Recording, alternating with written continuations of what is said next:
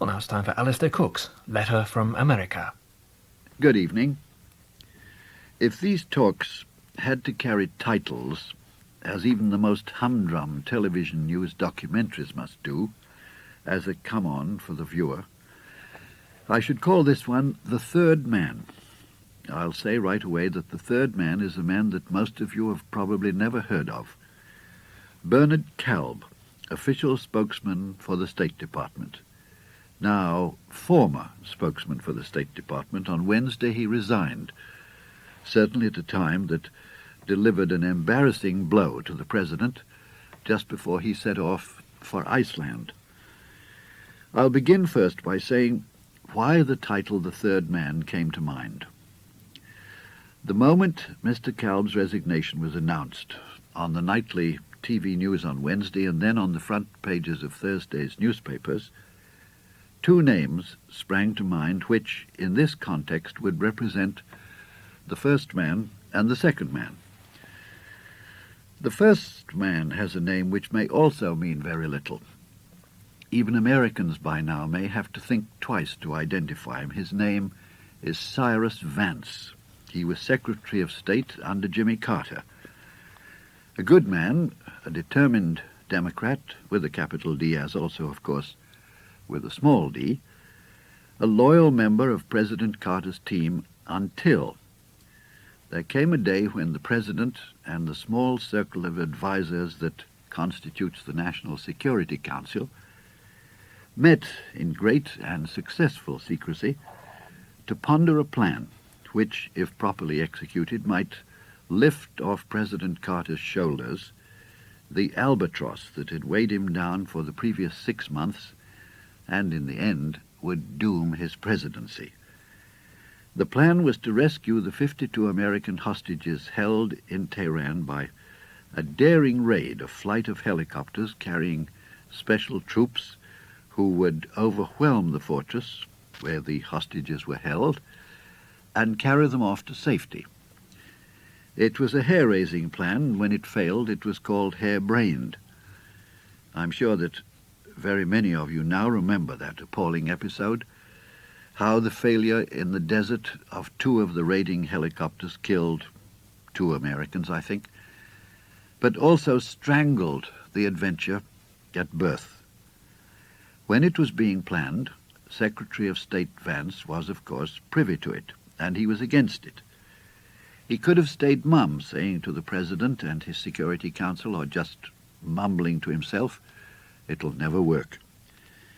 Unfortunately, as Secretary of State, he was off on a necessary jaunt to Europe, and to all questions about the intentions of his own boss, President Carter, he had to assure the Allies that what could be done through diplomatic channels to get the hostages released was being done, that no other plan was in the works.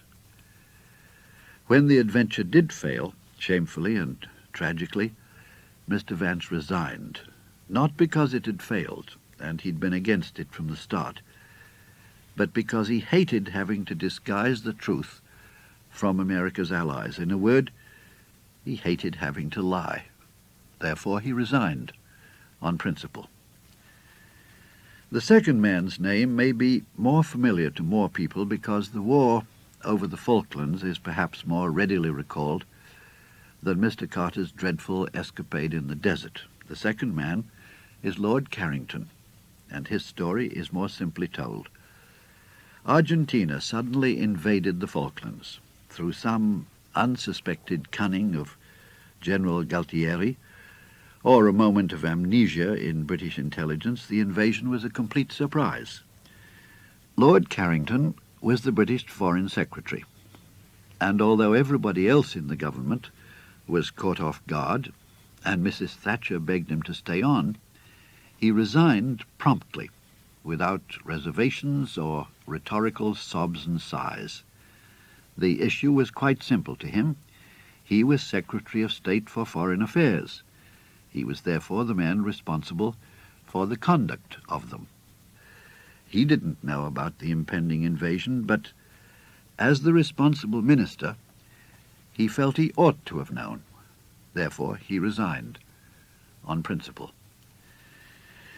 I find it sad that these names should stand out in memory so sharply. It's sad because there are so few of them. People, that is, who take themselves out of high office, not because they've done anything worse than 100 others, but because they have a lively conscience, and before anyone else can point the finger, they point the finger at themselves. As I say, men of principle. To the names of Vance and Carrington there must now be added the third man, Bernard Calb. And before I put his name on this honor roll, I ought to remind you that Mr. Vance is, by birth and upbringing, an upper-middle-class American, and that Lord Carrington is an upper-class Englishman. Both decent establishment types, both, you might assume, trained from boyhood to act as they did. Bernard Calb is quite another type. He is the son of Max and Bella Calb, both Polish immigrants to this country. The father, like so many Russian, Hungarian, Austrian, Polish immigrants, knew one trade. He was a tailor. And New York City was the hive of tailoring in its humblest skills. Max Calb sent his two sons to the New York City public schools, in the American sense, the schools where the public goes. Bernard worked his way to and through college, graduated in 1942, just in time to be whipped into the army. And like so many other patriotic youngsters who expected to give his all in the fight against Hitler and Tojo, he was assigned or sentenced to a desk job, a very primitive and shivery desk in a hut, a Quonset hut on a small island in the dank, grey Aleutian Islands. He was set to work on a sheet of so-called army newspaper. The editor of the paper was another active exile, you might say, from the Japanese War, one Sergeant Dashiell Hammett, who later graduated to a more comfortable desk and the authorship of The Maltese Falcon and The Thin Man. After the war, Bernard Calb went to work for the New York Times, then for a local radio station as a writer, and then covered the United Nations. He was sent off by the Times as a correspondent in Southeast Asia, where he learned a great deal about the difference between news handouts, official news, and the news as a diligent reporter can dig it out. He also acquired a love of, and by saving his pennies, a small collection of Oriental porcelain. He was 5 years in Indonesia, came back to a television network as a diplomatic correspondent, and just under 2 years ago, at the age of 62, he became the State Department's official spokesman. At the best of times, a delicate job. At the worst of times, a brutal test of judging between the whole truth and the publishable truth. He's the man we've seen once or twice a week before a flock of correspondents gathered at the State Department, giving in carefully measured language the State Department's account of what's happening, what's being done, what, by implication, the Secretary of State and the President are prepared to do, about some development in relations with Israel, Tokyo, Lebanon, France, Syria, Iraq, OPEC, Abu Nidal, Colonel Gaddafi, Uncle Tom Cobley, and all.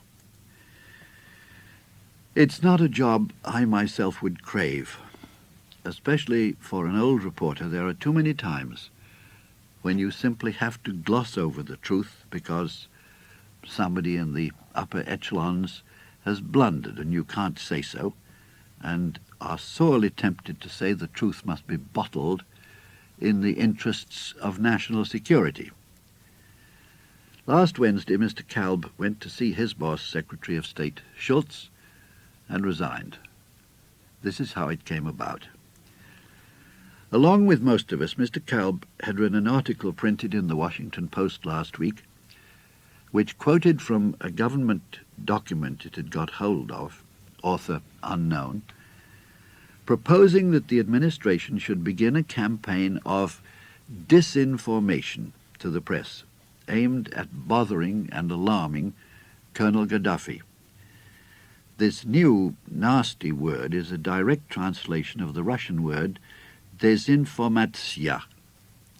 It means simply false information. And it's no secret that the Soviet government has a whole department given over to the manufacture of false stories, forged documents, concocted plots, meant to discredit the intentions and the policy of potential enemies. At some point, Mr. Kalb must have learned that this memorandum or recommendation the Washington Post had unearthed was written by none other than Admiral John Poindexter, the National Security Advisor. Whatever this memo meant to the White House and the State Department, to the press it meant that the absolutely top man in national security was proposing that this administration begin a disinformation program on the Russian model, putting out false stories about Colonel Gaddafi. When President Reagan was asked about the Post story, he wriggled around the truth and simply berated the reporter who'd written up the story. Mr. Schultz said he did not and never would lie to the press. Mr. Kalb believed him. He declared that his boss was a man of integrity. But his boss recalled a fateful quote. After the war, Winston Churchill said, "In wartime, the truth must be protected by a bodyguard of lies." And he was referring, of course, to the whole system of deception that absorbs the secret intelligence services in wartime.